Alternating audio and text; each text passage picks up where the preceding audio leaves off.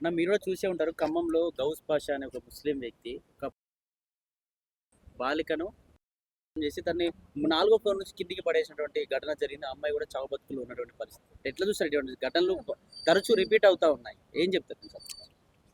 రాష్ట్రంలో జ్ఞానం పెరగాలన్నా అజ్ఞానం పెరుగుతుంది. ఇలా ఈ సైకో నా కొడుకులని చంపేక ఎందుకు ఉంచుతుండ్రు? చంపేయాలి కదా. వానికి సీరియస్ ఆరబెట్టి రెడ్ కార్పెట్ వేసి తీసుకుపోయి పోలీస్ స్టేషన్లో పెడతారా ఇట్లాంటి సైకో నా కొడుకులని? కనీసం జ్ఞానం ఉండాలి కదా. ఆడది ఆడది కాదు, నేను ఏమంటున్నా, ఏ ఆడదైనా తన కన్సెంట్ తోటి ఏం చేసినా అభ్యంతరం లేదని కోర్టే చెప్తుంది. ఆలోచన ఏముంటుంది? ఇలా అవసరం తీరేదాకా వాడుకొని బిల్డింగ్ మీకు తోసేసిడేంద్రా సైకో నా కొడక. నేను చంపాల కదా మరి. ఎందుకు ఇలా ఏమన్నా జైళ్ళల్లో మనం కట్టే ట్యాక్స్లతోటి జైళ్ళల్లో ఫుడ్ ఎక్కువైనా ఉందా ఇట్లాంటి చెత్త నా కొడుకులని పెంచి పోషించుకోవడానికి? ఒక సంఘటన జరిగితే ఆ సంఘటనకు తగ్గట్టు చర్యలు ఉంటే ఇలా తప్పులు జరిగాయి. ఉందా అసలు రాష్ట్రంలో శాంతి భద్రతలు ఉన్నాయా? లేవు. ఉంటే ఇవన్నీ జరిగాయి. నడి రోడ్డు మీద మర్డర్లు, నడి రోడ్డు మీద మానభంగాలు, నడి రోడ్డు మీద అఘాయిత్యాలు. ఏందా ఇదంతా? ఇలా డీసీపీలు, ఏసీపీలు, వీళ్ళంతా సిపిలు పోయి క్లబ్బులల్లో విశృంఖల సంస్కృతి ఉంటే ఇలా వాళ్ళు పోయి కనీసం ప్రపంచానికి చూపెడుతుండ్రు. మరి చర్యలు ఏముంటాయో తెలియదు కానీ ప్రపంచానికి అయితే ఇట్లున్నది. మన తెలంగాణలో అయితే చూపెడుతున్నారు వాళ్ళు.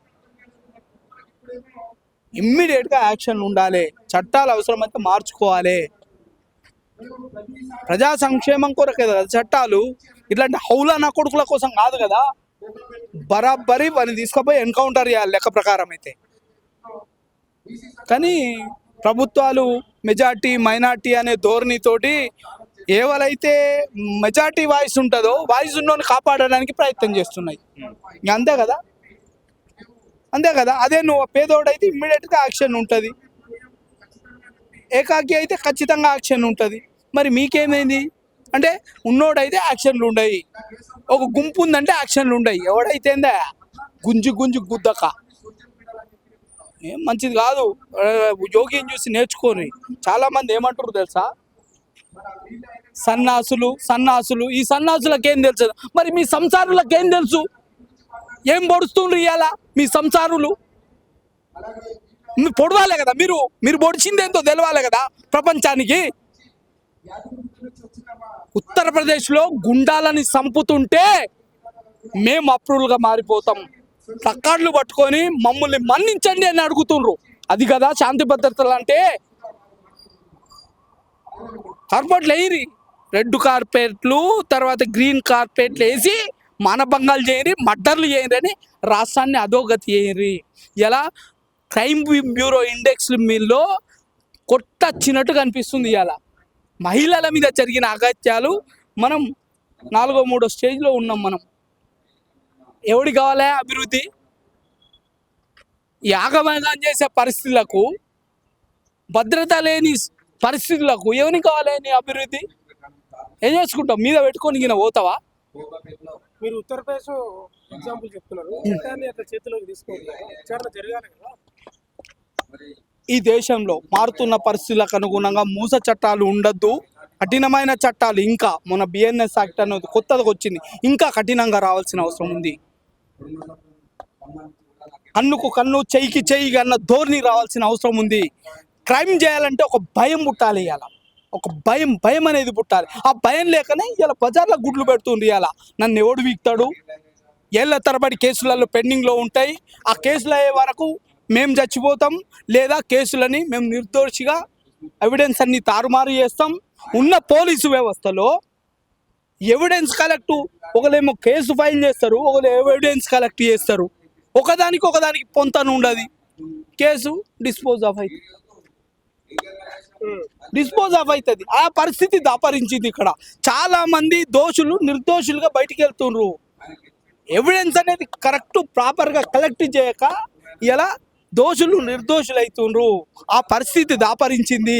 ఇలా ఒక టీచర్కి, ఒక ఉద్యోగికి నువ్వు టెస్టులు పెడుతున్నావు. ఇలా ఎందుకు వాళ్ళని ఎవిడెన్స్ ఎట్లా కలెక్ట్ చేయాలి, ఎఫ్ఐఆర్ ఎట్లా నమోదు చేయాలి, ఛార్జ్ షీట్ ఎట్లా వేయాలి అనే మెలకువలు కూడా నేర్పాలి కదా.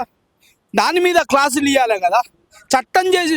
చట్టం అంటే నేరం చేసినోడు చట్టం నుంచి తప్పించుకోలేడనే భావన కలిగిపియాలి కదా. నువ్వు అది కలిపియకుండా అంటారు కదా, నాకు బాధ అనిపిస్తుంది. అంత వీక్ ఉందా పోలీస్ వ్యవస్థ? ఎస్ 100% వీక్ ఉంది కాబట్టి ఇవన్నీ క్రైమ్స్ జరుగుతున్నాయి. క్రైమ్ అంటే భయం పుట్టాలి, అది కదా. ఇప్పుడు ఆల్రెడీ ఇక్కడ గౌస్ పాషా అనే వ్యక్తి ముందు దాదాపు ఆయన చాలా మర్డర్ కేసులు ఇంతకుముందు చాలా కేసులు కూడా ఉన్నాయట. అప్పుడే అతన్ని రిమాండ్ లోకి తీసుకుని ఉంటే అంతా జరిగేది అన్న. ఇప్పుడు ఈ అమ్మాయి అగత్యం జరిగింది. అందుకే చెప్తున్నా నేను, ఇప్పుడు ముందే పోలీస్ యంత్రాంగం అనేది ముందే జాగ్రత్త పడి ఉంటే ఈరోజు ఈ పరిస్థితి రాకపోతుండే. తప్పు చేసినోడే నాలాంటి బెదిరిస్తుండు. ఇలా నేను ఒక వ్యవస్థ ఇల్లీగల్గా నడుస్తుందని ఒక రిప్రజెంటేషన్ ఇస్తే నిన్ను సిపి సజ్జనార్కు పెట్టి లోపలేపిస్తా, నిన్ను వ్యవస్థల మీద నేను విజిల్ బ్లోవర్ యాక్ట్ కింద పనిచేస్తున్నా. నేను పనిచేసే నన్నే ఒక తప్పుడు వ్యక్తి బెదిరిస్తుండి ఇవాళ. ఎందుకంటే అధికార బలం ఉంది, రాజకీయ బలం ఉంది, అన్ని అండదండలు ఉన్నాయి. అట్లాంటిది ఒక దుర్మార్గుడు, ఒక కీచకుడు, ఒక నియంతకుడు, ఒక దుష్టుడు, ఒక సైకో నా కొడుకు ఇట్లా చేస్తుంటే నువ్వు చూసినావు కాబట్టి, చేష్టలు ఉడికిపోయి చూసినావు కాబట్టి పరిస్థితి దాపరించింది. ఇవాళ నువ్వు వాళ్ళకు భద్రత ఇచ్చి ఇవ్వాల్సిన అవసరం ఈ ప్రభుత్వానికి లేదా? నిన్ను ఎందుకు ఎన్నుకున్నాం? మాకు రక్షణగా ఉంటావనే కదా, మమ్మల్ని ఎల్లవెల్లలా కాపాడుతావనే కదా. మరి ఇప్పుడు ఇలాంటి సంఘటనలు జరిగే క్రమం అనేది ఊహించలేదు చాలా మంది. ఇప్పుడు మనుషుల్లో మార్పు రావాలా, చట్టాల్లో మార్పు రావాలా? మనుషుల్లో మార్పు రావాలి, చట్టాల్లో మార్పు రావాలి. చట్టాల్లో మార్పు వచ్చినప్పుడు మనుషుల్లో మార్పు వస్తుంది. నేను అడుగుతున్నా, ఇట్లాంటి రేపిస్ట్ నా కొడుకులని కింది కట్ చేయాలి. ఇట్లాంటి చట్టం వస్తే ఇంకోసారి 7 చేస్తాడా? ఆలోచన వస్తుందా? వాడిని చూస్తే ఇలా చట్టం అంటే నాకు విషయ అవగాహన ఉంది కాబట్టి నేను తప్పుడు పని చేయడానికి 100 రకాలుగా ఆలోచిస్తా. ఓకే, చట్టం అంటే భయం లేనోడికి ఎందుకు ఆలోచిస్తాడు? అత్యాచారం చేసిన ఆయనకి ఎడ్యుకేషన్ లేదంటారా? చట్టాలపై అవగాహన లేదంటారా? చట్టాలపై అతిగా అవగాహన ఉన్నోళ్ళు క్రైమ్లు చేస్తున్నారు, చట్టాలపై ఏమి అవగాహన లేని వాళ్ళు క్రైమ్ చేస్తున్నారు. ఇది సత్యం. ఇది అతిగా అవగాహన ఉన్నోడు తప్పించుకోవడం ఎట్లనో తెలుసు కాబట్టి తప్పులు చేస్తుండు. అవగాహన లేనోడు నాకేమవుతుంది, పోతే కదా అనే దురుద్దేశంతో చేస్తుండు. కానీ ఒక తప్పు జరిగితే ఆ తప్పుకు బలమైన కఠినమైన శిక్ష ఉంటుందని తెలిసినాడు ఖచ్చితంగా ఎవడైనా భయపడతాడు. చట్టం ఎవరికి చుట్టం కాదని అన్నాడు ఖచ్చితంగా భయపడతాడు.